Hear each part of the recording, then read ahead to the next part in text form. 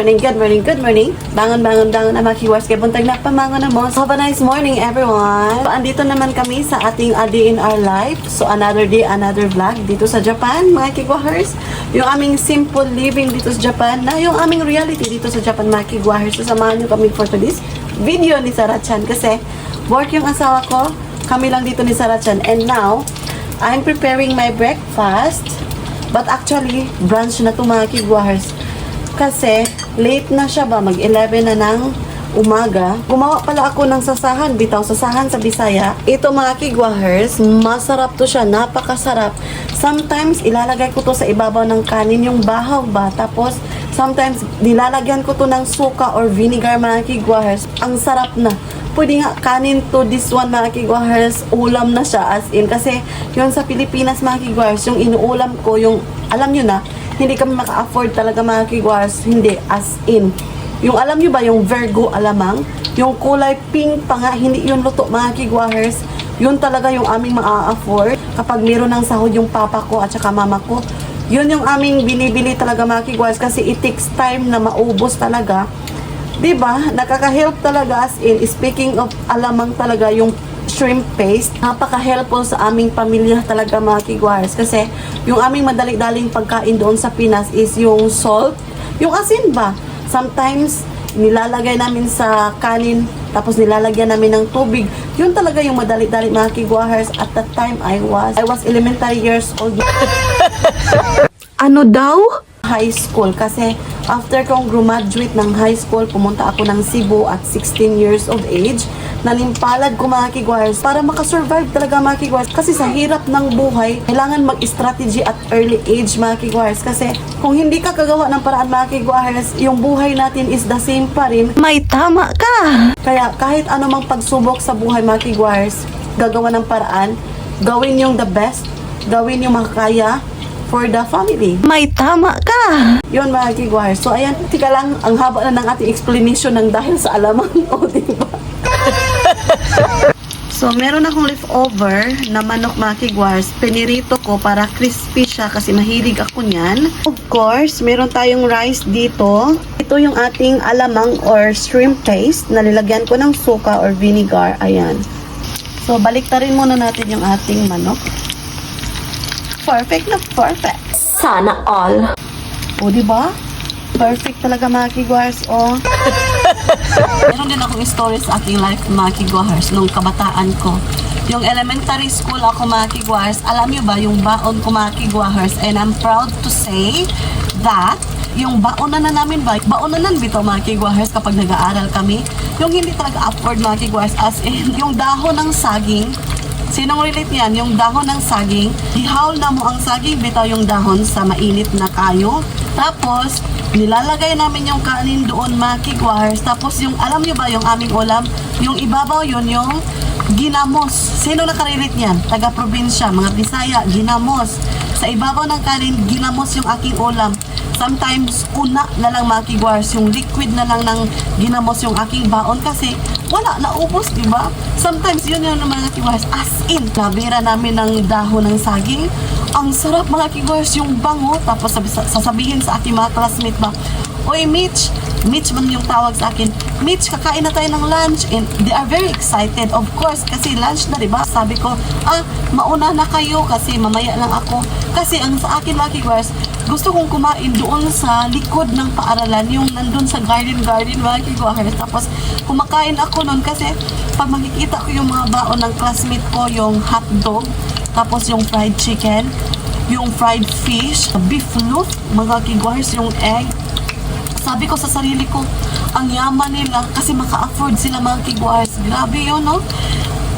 Ang sarap-sarap na kanilang baon, mga kigwahers. Alam niyo ba, at that time, sa actual na reality, yung feeling ko na, bakit hindi kami maka-afford nito? Bakit sila maka-afford ng ganyan? Diba, mga kigwahers? Kaya kapag umuwi talaga ako ng Pinas, mga kigwahers, no?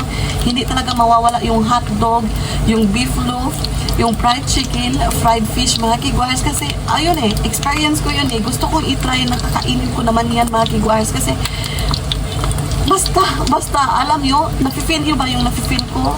Yung nakaka-feel ng feelings ko, mga kigwars, yung din nakaka-experience sa life na ganyan din, mga kigwars, kagaya ko. Sa buhay talaga, mga kigwars, kailangan lang maging matatag, may strategy sa buhay talaga. Kasi, kung wala, ganyan lang talaga, mga kigwars, as in. Kaya, 16 years old akong nanimpalad dito, pumunta ng Cebu. Yun lang, mga kigwars, sharing sa life experience na naman tayo, di ba? Kasi kapag makakita ako ng mga pagkain dito kasi kagaya ng alamang, di ba, nang dahil sa alamang, marami na tayo na-explain, marami na tayo na storytelling sa ating life. And I'm proud of it, mga kigwars. O, hindi ko kinahihiya talaga. May tama ka! So, while waiting sa aking niluto, mag-chika lang ka, mga kigwars. Pasagdi ko ninyo, pasagdi ko to. So, ayan na nga, mga kigwars. Meron ding tayo, mga kigwars, yung chinilas. Yung first time mo makabago ng chinilas, mga kigwars, beaver sandals, yung Spartan ba? Sana all. Ninalagay namin yung chinilas dito, mga kigwars. Ayaw naming susuotin sa malalapok-lapok na mga muddy area, mga kigwars, kasi ayaw naming madumihan. Kasi alam mo na, ignorante days, mga kigwars, kasi bago binilhan ka para gamitin, pero nilagay dito sa kamay. Nakapaalang talaga pumunta ng school, and then pag ando na sa school, mga kigwars, doon pa susuotin. O, diba? Sinong relate niyan? Sino nakarelate ng lastiko, mga kigwars? Hands up! Lastiko, sus, hawad kikog dampa, mga kigwars. Oy, pildigid mo na ako ba? Alam niyo ba, mga kigwars, yung lastiko o rubber ba? Maabot lagi diri as akong kamot, mga kigwars. Kaya nga no, daugan man ko. Daugan ko, kay hawad man kay ko. Sana all. Only pa. Hanas kay ko mga kigwars. Grabe, tapos before, mga kigwars, merong kapayasan sa amin. Kapayasan bitaw. So, ang ginagawa ko para magkapira ako, so kinukuha ko yan.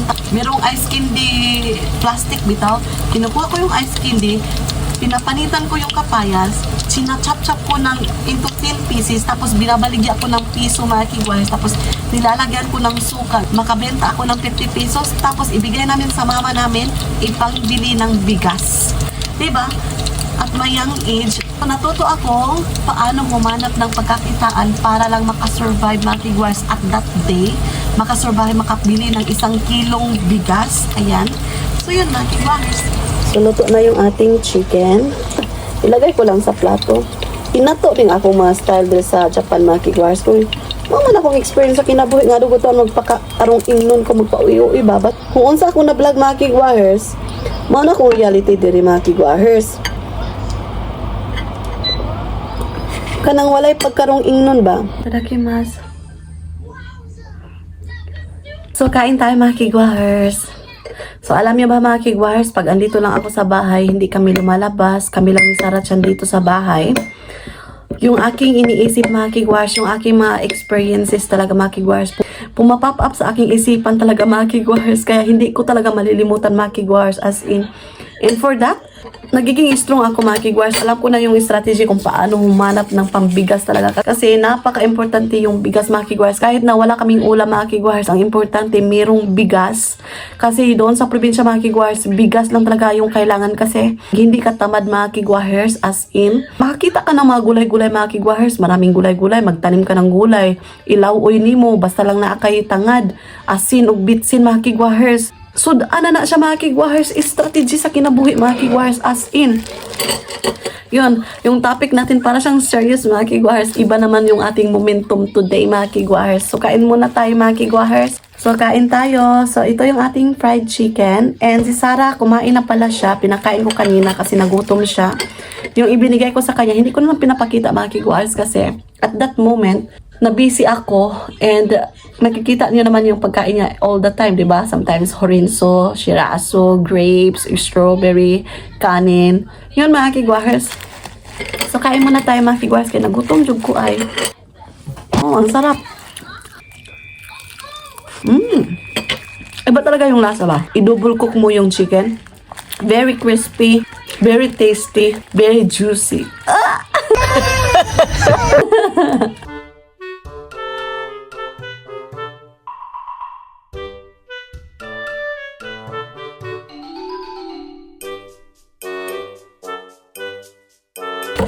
Alam niyo ba mga kigwires, kapag meron lang tayong rice, kahit konti lang yung ating ulam, dinidigita natin, di ba? Binabudget natin every time kukuha tayo ng rice, tapos kuha lang tayo ng pampalasa sa rice, di ba? Ganyan din ba kayo mga kigwires? Kasi alam niyo ba, yung isang sardinas, di ba sometimes yung inside ng canned sardines is tulo lang kabuok.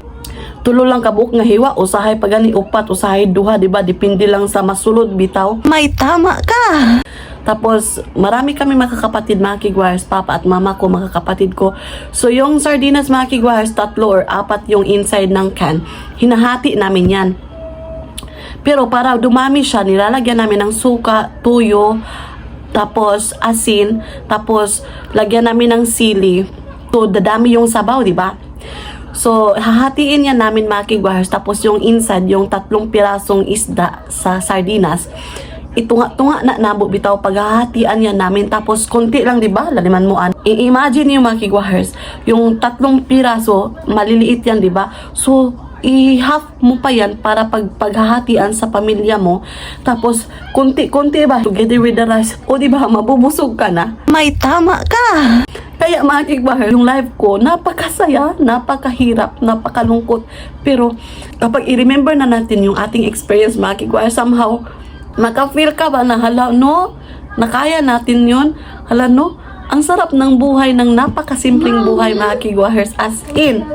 Kasi naa-appreciate mo doon, mga kigwahers. Naa-appreciate mo yung small things.